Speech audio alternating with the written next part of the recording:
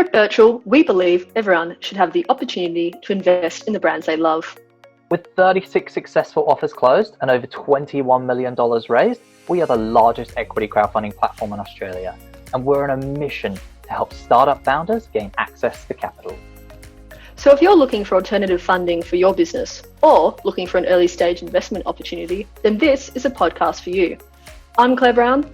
I'm Robin Holt, and in this show, we're sitting down with funded companies and industry experts to help you grow your business to the next level.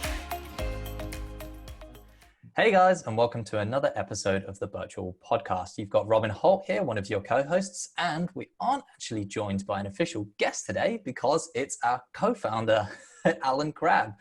Alan, who's basically going to be joining myself to run through the whole process, well, the process in some way of equity crowdfunding and what it takes to get prepared for equity crowdfunding to be successful. We've now had over 40 successful offers, and what all of those successful offers will tell you is that preparation is key. So we're going to be running you through just an oversight of what the process looks like, what your social media following and the content creation needs to look like, digital advertising, your email list, and looking at other activities like press. So to kick this all off, Alan, why don't we run through the process just broadly so people really understand what it looks like here at Virtual for somebody who's thinking about raising funds through equity crowdfunding and what you need to do before you go full steam ahead.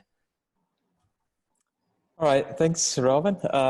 So just in terms of, I suppose, covering off the basic process or the process that Virtual has created to step, I suppose, a founder or a company through each of the stages of planning, executing, and hopefully putting away an offer. So if I start at looking at the process itself, we would define this process as like an 8 to 10 week process where the initial period is around the preparation stage. So spending between 2 and 4 weeks planning out particularly the launch of a campaign to raise awareness for the investment opportunity, and really, I suppose, driving as many people to show their interest in the campaign from an early stage, well ahead of opening up an offer.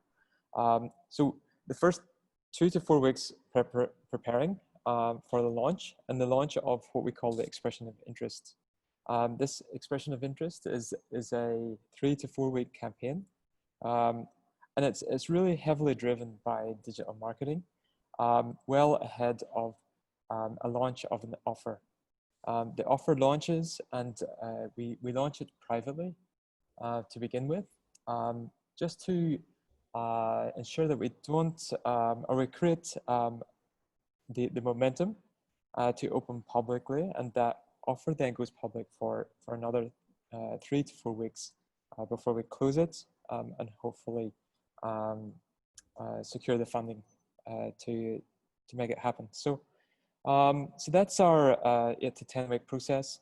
In terms of what we'll cover in this session is, I suppose, each of the key areas and the topics that we think is most important to consider at the early stages, and also some of the resources and team members that you may need to make that happen as well. So maybe I think maybe to kick off, looking at the 4 key areas.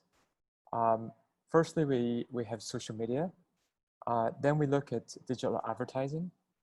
We'll also cover comms and your emails. And then we'll cover some marketing and press. So I think maybe to kick off actually just this session and the first topic, let's look at social media. And Robin, maybe if I asked you actually, because you're a campaign manager for these companies as well, what do you need before you go full steam ahead with a raise? Yeah, well, absolutely. I mean, you know the answer to the question, but I'm happy to take this on. I think when it comes to even social media, it's very important for companies to not be at the very, very start of their social media journey, but to be experimenting all the time with what kind of content works for their company, what kind of content works for their brand, and whether or not they've actually been building an engaged community. So we're not specific on what kind of social media platform you even want to use, but actually how engaged that community is. So when people sometimes come to us and say, how many followers do I need to have on Facebook or Instagram before I'm going to make this successful? That's really not the important question to be answering. The important question to be answering, or asking here rather, is how engaged does my community need to be? And in every single scenario, the more engaged the community is, the better.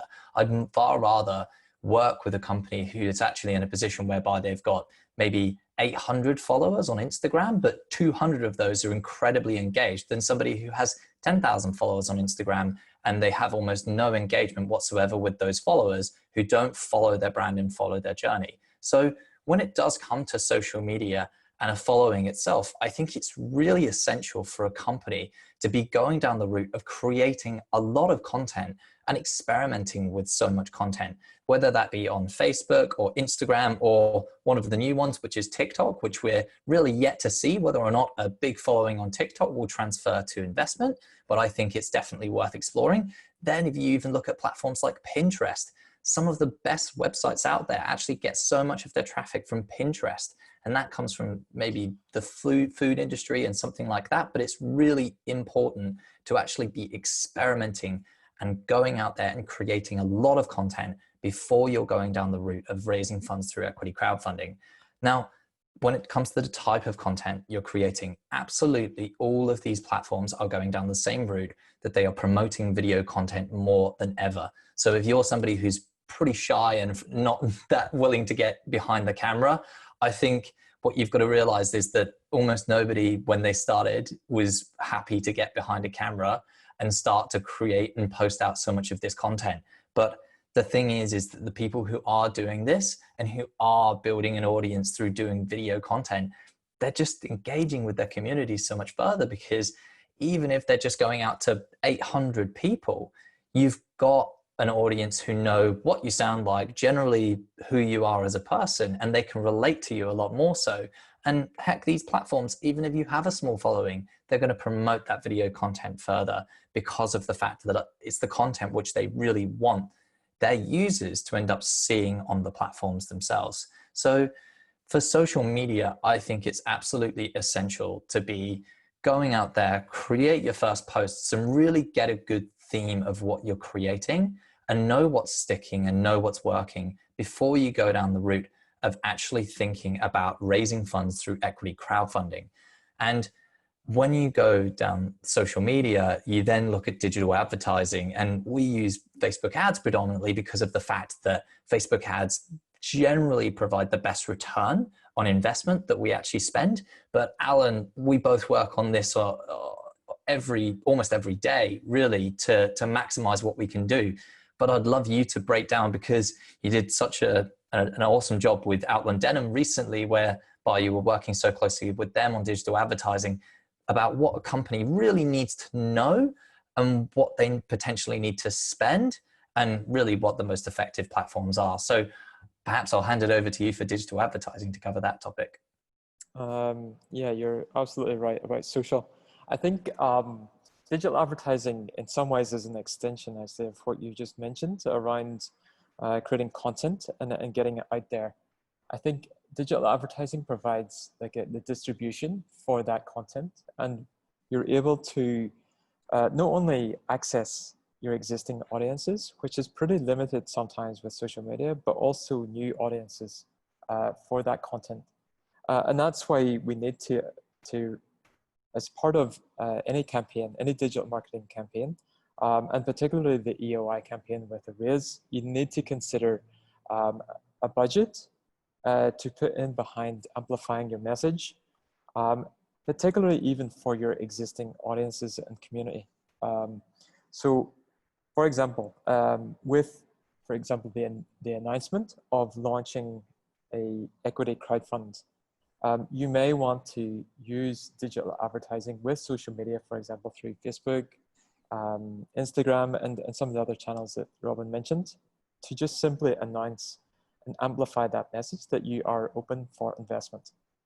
And then as part of that, creating awareness of why you're looking for capital, and using content as a way to engage that audience in a way into building interest and demand from that community well ahead of then opening an offer. These same existing audiences that you have built in the community that you're targeting can also be used through digital advertising, just simply to remind people about what you're doing. And you'll find this incredibly valuable later in your raise when it comes to key times. So particularly at the public launch of your offer, or just as you're finishing the last few days of your campaign. And these are where we see the biggest spikes. So that's whenever you should be considering putting a little bit of digital spend into advertising. There's quite a few different channels with digital advertising. I mentioned mostly here around social, but you do need to consider other channels as well. One example is using Google and Google Display.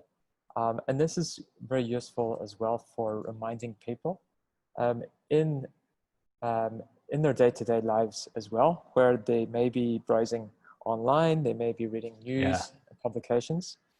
And the third avenue is looking at spend where people are looking for you. So we have hopefully people talking about the campaign or the company in everyday life. So whether it's over dinner or an event, if people are searching to find out more information, you may need to put spend in behind Google and their AdWords, and ensure that you can pull people that are searching directly to the page for the campaign. So I think in summary, I think looking at digital advertising, the most effective ways of putting spend behind a campaign is, one is social, and be able to track and also see performance-based marketing work.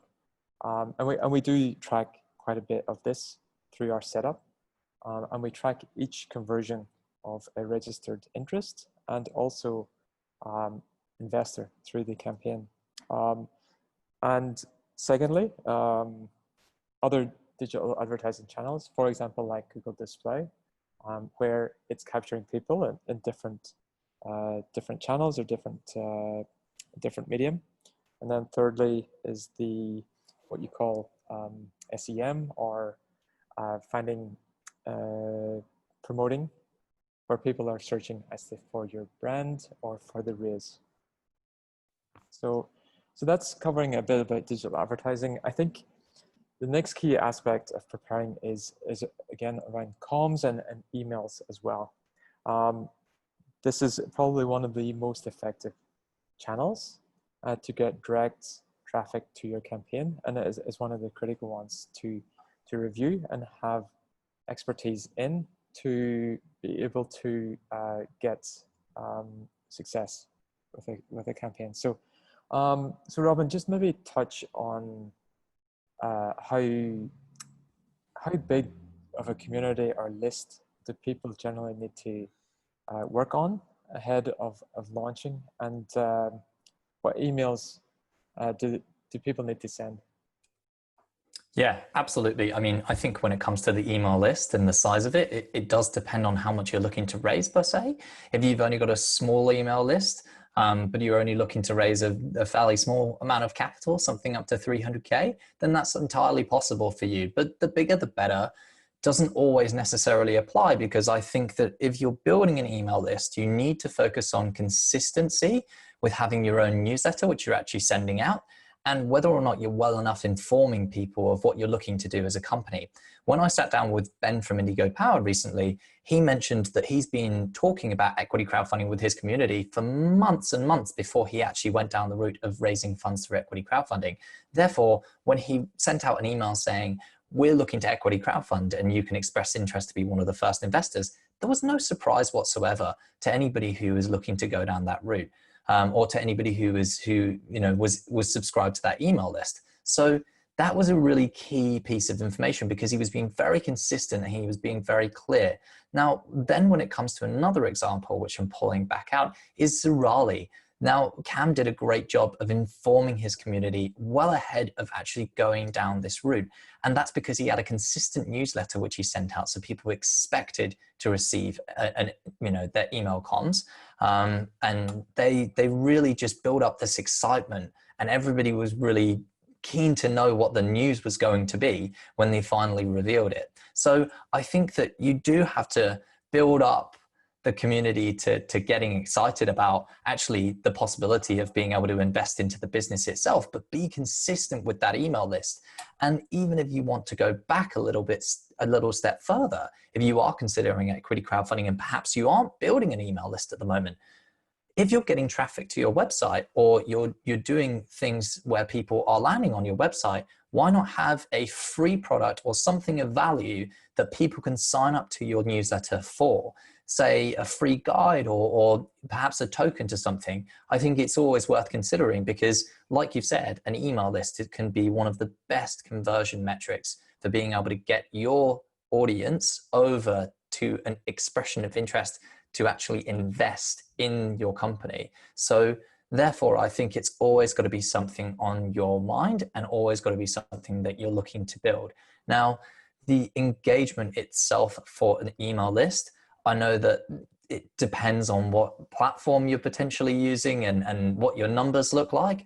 But obviously over a 50% open rate can be good for a smaller list. For a larger list, up to a 20% or 30%, we're looking at something pretty good here. But I think in terms of the emails that you need to send, you absolutely need to be informing people ahead of time and just really take them through that cycle of educating them about equity crowdfunding and about the journey of your business. Because really, when it comes to it, people want to invest in the backstory of why your business is going down this route and get excited about the opportunity of investing into it. So I would say that you need to really get people excited about your business first, and then you need to introduce the idea of equity crowdfunding, because it's actually quite a long message to share about why your business is growing, what you're looking to do, and why you're going down the route of equity crowdfunding, and why it's an exciting investment opportunity at this point in time. We've got a heap of email comms and examples that we can help any company build. And we always get so heavily involved in tailoring and designing some of this content and comms that do go out as we work on these so frequently. But I think even just tying this into comms, there's a really interesting topic, which is press, which I know you've been closer to much more recently, especially with the Outland Denim campaign. And I know I'm coming back to that, but they got some fantastic press. And I think every company should be very, very attuned to what's going on in their community and their environment, and what journalists might potentially write about them. So what I'd love to ask you, Alan, is should a company be aiming to get press ahead of its campaign? Do they really need, what kind of strategy do they need to form ahead of launching their equity crowdfunding campaign to land some press? And what can we offer them in terms of getting some good press coverage? This is I think one of the mystical parts of, I think, equity crowdfunding in some ways, because generally we have been pretty successful in creating broad awareness, even mainstream awareness for some of these raises that we've hosted. And I think it comes down to, even at the very early stage, thinking very carefully about the narrative for the pitch, the investment pitch itself, because you want some key messaging that is also something that will attract press coverage, and press coverage from the mainstream, which is pretty much the everyday Australian at the moment, to access the opportunity. For example, so with the changes to legislation, you can actually advertise and promote to everyone. So you want broad awareness for the raise. And one of the key exercises that I go through myself with a client is to get them clear messages first and better understand which ones are most relevant for the mainstream audience. And I think that's one of the key things. In terms of press, like I split it into three kind of key audiences or key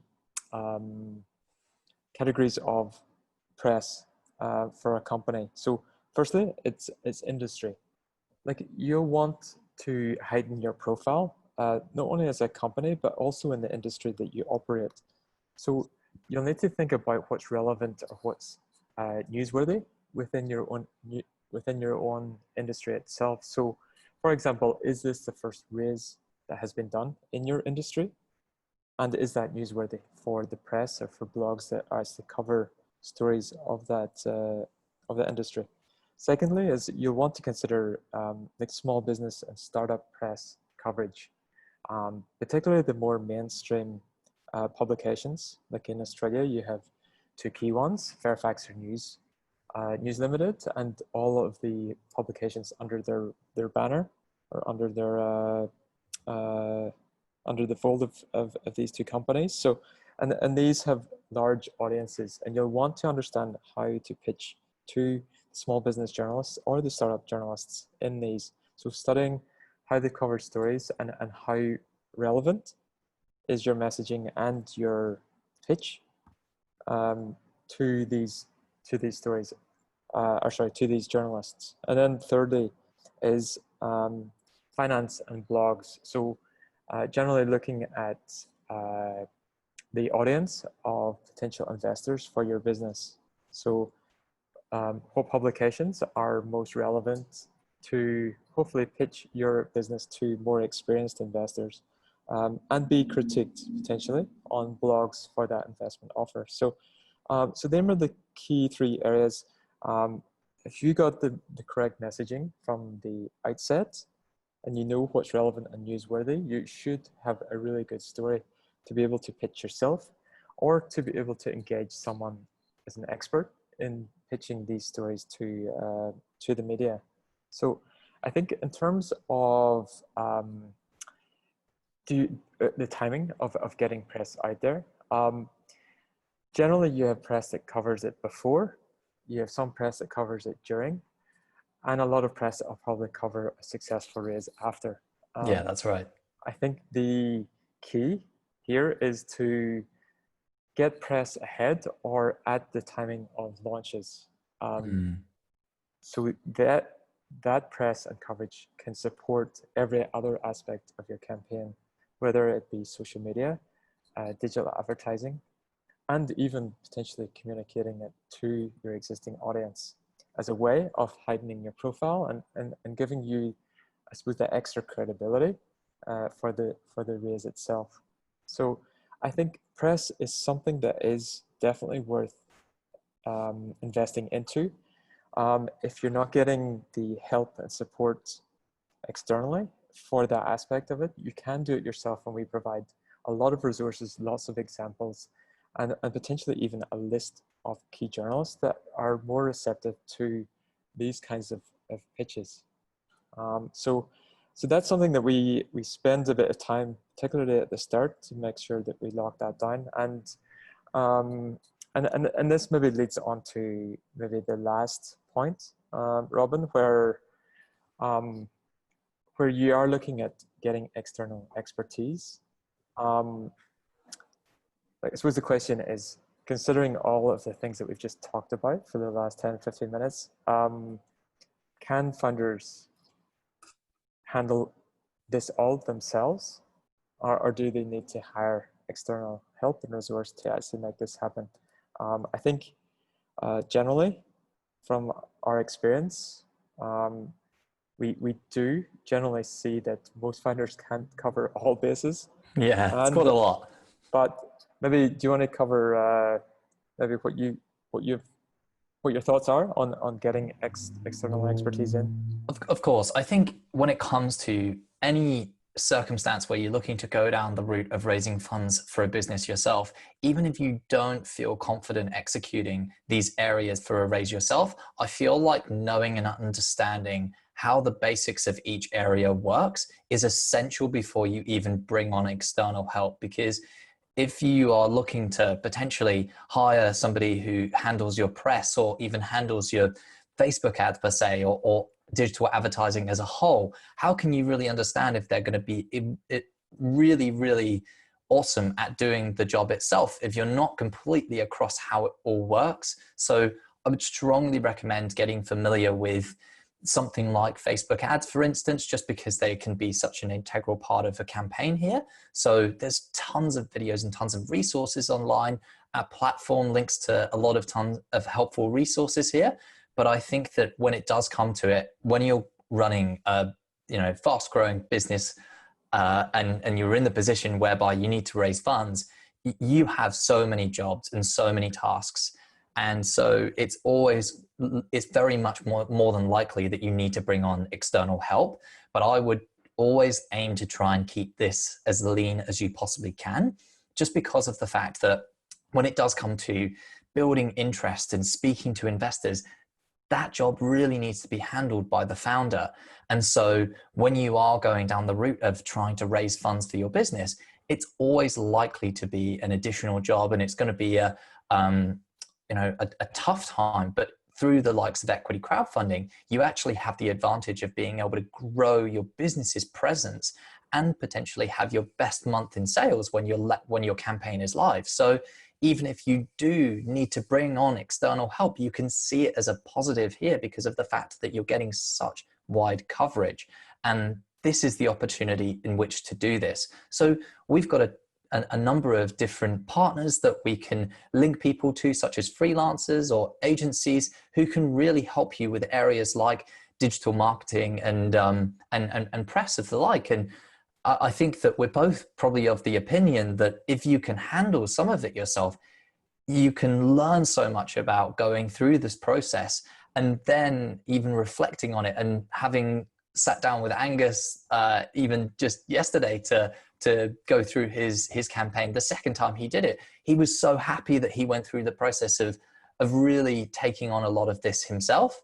And so he found it actually very easy to go back and do it again. But I think in any case, it's very likely that you're going to need a bit of help with the campaign. And so speaking with anybody here at Birch or Alan or myself or any other of the campaign managers, you can really understand what external help you're likely to need and what you can potentially take on yourself.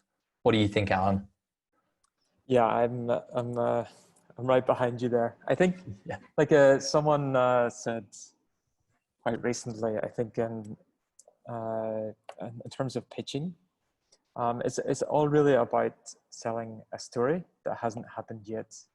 And I think when it comes to the process of equity crowdfunding, really this is what it's about. We're selling the vision and the story of the company and the brand, and persuading people that this is how it's going to happen. So using all of these medium, using content, using all of the distribution and audiences that we can use to create as much awareness of that and engage as many people and hopefully convert these into advocates and investors for the brand and business. So I think I'm maybe too generalized with saying that, but it's no different to selling a product and service. You're selling the vision and the story of what you're trying to create in the future. Absolutely. And that takes quite a lot of expertise and help in doing that correctly. And this is why we're here to help you, because we've done it many, many times. And we've got the data to back up our claims as well. So. Absolutely. Absolutely. I think to just summarize on a couple of the other points here, going down the route of equity crowdfunding without having experimented with any of your online presence or building an email list and doing some social posts is going to be a steep learning curve. But if you do some of that before you actually go down this route of equity crowdfunding, you will inherently find yourself in a grateful position that you did, because then you know a lot more about it. And even if you do need to bring on external help, you'll know what to look for and who's going to be really good at helping you, because they resonate with your message and they're delivering the right kind of content that actually resonates with your audience. So I think that in summarizing some of this, there's a ton of resources, but Alan and myself are always more than willing to help apply a lot of this to your business. And we're always available for a chat. We'll leave a couple of links below so anybody can reach out to us directly. And we look forward to having a conversation with anybody who's interested in going down the route of equity crowdfunding with us. That's right. Absolutely. All right. See you guys on the next episode. Thanks very much. Thanks, guys.